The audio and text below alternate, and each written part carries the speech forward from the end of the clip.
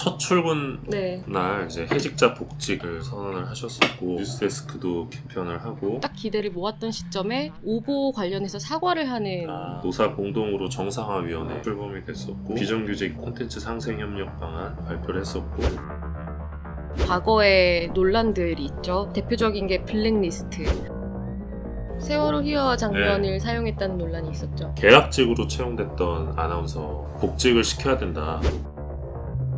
최근에는 이제 명예퇴직 공고까지 났었잖아요. 최승호 사장 취임 1년을 평가해봤습니다. 미디어오늘의 정철은 기자입니다. 노지민 기자입니다. 한 줄 평을 한다면 내부 구성원분들 이야기를 좀 들어봤었는데 위기를 벗어날 수 있는 한 방은 없었다. 이 말이 맞는 것 같아요. 우선은 크게 두 축이 있을 것 같아요. 최승호 사장 본인도 그렇고 MBC 내부에서도 청산과 재건이 필요하다라고 요구를 해왔잖아요. 뭐 지난 9년 가까운 시간 동안 내부적으로 전임 경영진들이 조직을 완전히 뒤흔들어 놨기 때문에 과거 잘못된 조직 문화 같은 걸 좀 청산하는 과정이 필요하고 무너진 조직을 재건하는 과정이 필요했는데 이게 굉장히 복잡하게 뒤얽히면서 뭐 하나 제대로 된 건 사실 없다라는 평가가 좀 나오고 있는 상황입니다. 내부 분위기 좀 어떤 것 같으세요? 지난 1년 동안. 보도 부문, 뭐 시사 교양 부문, 뭐 예능 드라마 이렇게 나뉠 수는 있을 것 같아요. 근데 보도 쪽 관련해서는 계속해서 뉴스가 개편을 하는 모습을 보여줬지 크게 성과를 내는 모습을 보이지는 못했잖아요. 물론 최근에 사립유치원 비리 관련해서 단독 보도, 연속 보도를 하면서 사회적으로 반향을 일으킨 건 맞고 문제는 MBC 뉴스라는 브랜드 자체가 좀 화제성을 잃었다. 라는 게 가장 큰 고민인 것 같아요. 정우성 씨가 뉴스데스크에 출연을 한 다음 날 웬만하면은 JTBC 뉴스룸에 출연했을 때처럼 연예 매체라던가 아니면은 일부 매체들이 인용을 해서 보도를 하는 경우가 있거든요. 그런데 MBC 뉴스데스크에서 나온 다음 날에는 뭐 전혀 그게 화제가 되지 않았다던가 게다가 뉴스데스크 개편하고 딱 기대를 모았던 시점에 오보 관련해서 사과를 하는 일들이 많아지면서 MBC 돌아오기는 힘들겠구나라는 인식이 초반에 잡혀버린 게 문제라는 거죠. 그런데 앞서 말씀드렸듯이 조금씩 안정이 되고 또 유치원 보도를 했던 팀 같은 경우에는 뭐 보도국장도 그렇고 다른 부서에서도 우리가 할 수 있는 걸 도와줄 테니 취재한 걸 마음껏 펼쳐봐라라는 분위기를 만들어줬고 그 덕에 뭔가 같이 해나간다라는 걸 굉장히 오랜만에 느꼈다라는 취재의 소감을 남겼거든요. 이런 부분에서는 조금씩 안정이 되면 그래도 MBC가 저력을 찾아갈 수 있지 않을까라는 희망도 보이는 측면이 있었습니다. 그래도 MBC가 희망적이었던 게 올해 PD수첩이 홈런을 많이 쳤던 것 같아요. 사회적인 파장을 이끌어냈던 아이템도 많았고 예전의 폼을 거의 되찾은 것 같거든요. PD수첩은. 그런 부분들은 굉장히 좀 희망적인 데모인 것 같고 그 정상화위 활동 관련해서는 좀 너무 심했던 거 아니냐 또는 뭐 너무 부족했던 거 아니냐 좀 극단적인 평가가 있을 것 같은데 좀 내부 이야기를 좀 들으셨나요? 과거의 사례들이 좀 여러 카테고리로 분류가 되잖아요. 블랙리스트 건 같은 경우는 뭐 인사 책임자 위치에 있었던 사람 같은 경우에는 실제로 부당노동 행위로 볼 수 있기 때문에 법적인 책임을 물을 수 있어서 어떻게 보면은 심플할 수가 있는 거죠. 그런데 뭐 예를 들어서 뭐 2014년 이후에 전후에 들어온 경력 기자들 정치인 추천서를 받아서 들어왔다. 헤드헌터. 헤드헌터를 통해서 채용이 됐는데 그 헤드헌팅 업체에서 정치인 추천서를 받았다. 그것도 뭐 박근혜 정부 여권 실세들이었잖아요. 정황상 이거는 굉장히 문제가 있지만 법적으로 이 과정을 통해서 채용된 사람들한테 책임을 물을 수 있느냐는 문제가 있는 거예요.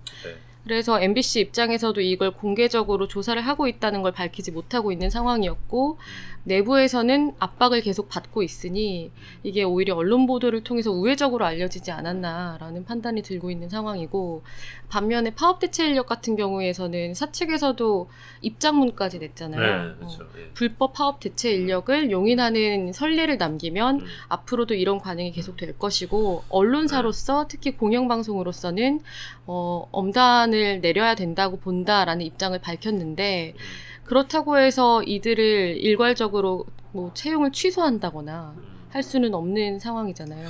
그리고 또 하나 MBC 문제가 계약직으로 채용됐던 아나운서들의 경우 최근에 이제 진호위였나요? 거기서 네. 이제 복직을 시켜야 된다 이런 판결이 나왔었죠. 근데 지금 MBC 경영진에서 불복을 한 상황이죠. 네. 그래서 중노위로 간 걸로 알고 있는데 사원들 중에 상당수는 이 계약직 아나운서들을 받을 수 없다는 감정이 있는 거고, 근데 이분들 역시 피해자, 이제 김장겸 안강환 체제 피해자라는 입장인 거고, 왜냐하면 그 당시에 정규직으로 채용을 안 했으니까. 네. 정규직 채용이 없었잖아요. 네. 그러니까 이런 부분들이 어떻게 보면 서로 가해자가 되면서 서로 피해자가 되는 그런 맞아요. 상황들이 반복이 되다 보니까 조직 자체가 지금 너무 이 심리적으로 많이 좀 피폐해진 상황이다. 감정적, 서로 모두가 다 감정이 좀 상처를 받은. 그리고 지금 MBC의 큰 위기 중에 하나는 이제 경영 적자 문제인데, 그렇죠. 방통위 결과도 보면 지상파 3사 중에 MBC가 가장 실적이 안 좋더라고요.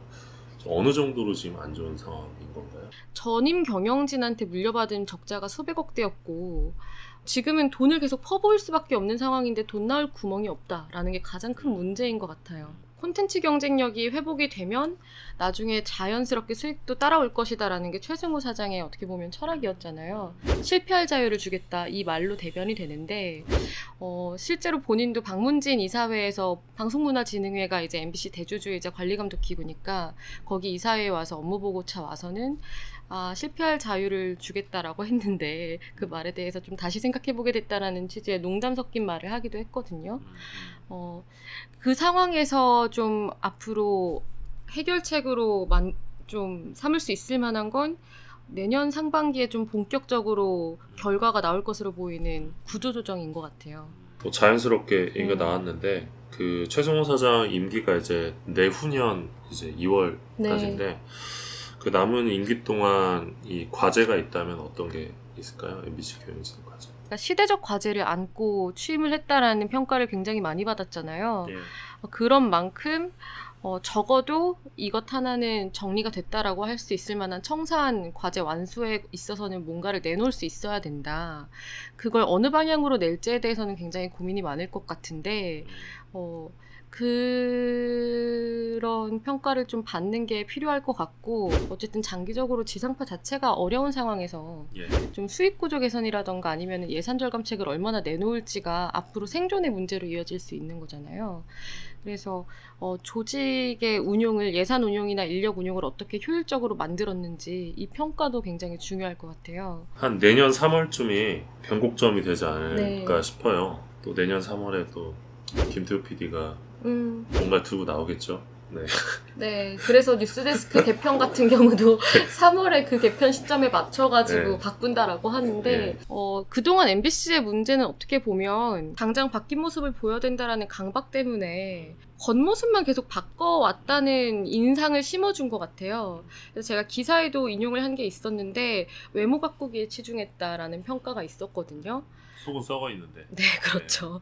이게 한순간에 올라올 수 없는 상황이라는 걸 인식을 했음에도 우리가 좀 의지를 다지고 겉으로 바뀐 모습을 보여주다 보면 시청자도 돌아올 거고 콘텐츠도 예전처럼 잘 만들 수 있을 거다라는 생각을 좀 과신한 게 아닌가라는 생각이 들어서, 지금까지 어떻게 보면은 청산 작업 같은 경우도 뭐 논란의 여지가 있지만, 노동권 관련해서는 청산 작업 같은 경우도 논란이 나온 뒤에 뭐가 착착착 해결되는 모습을 보여준 게 없는 게 계속 분란만 조장을 해온 측면이 있고, 그리고 콘텐츠 관련해서는 투자를 늘리겠다라는 말만 했지 이게 얼마나 시스템적으로 안착을 했는지는 아무도 모르는 상황이거든요. 개인적으로 이제 최승호 사장에게 드리고 싶은 말은, 지금까지 1년보다 좀 더 카리스마 있는 모습을 보여줘도 좋을 것 같다. 언론인으로서 지금까지 MBC맨으로 살아왔던 과거가 부끄럽지 않은 분이기 때문에, 또 그렇기 때문에 굉장히 어려운 시기에 MBC 사장이 된 거잖아요. 네. 그런 어떤 자신에 대한 구성원들의 믿음을 믿고 과감하게 본인의 의지를 보여주셨으면 좋겠습니다. 지난 1년은 MBC 비상체제였다는 생각이 들거든요. 뭔가 계속 바꾸기 위해서 좀 조직을 안정시키는 과정이 필요했는데, 그 과정에서 추진력을 조금 잃다 보니까 방향을 잃고 좀 흔들리는 모습을 보이지 않았나라는 평가도 할 수 있을 것 같아요.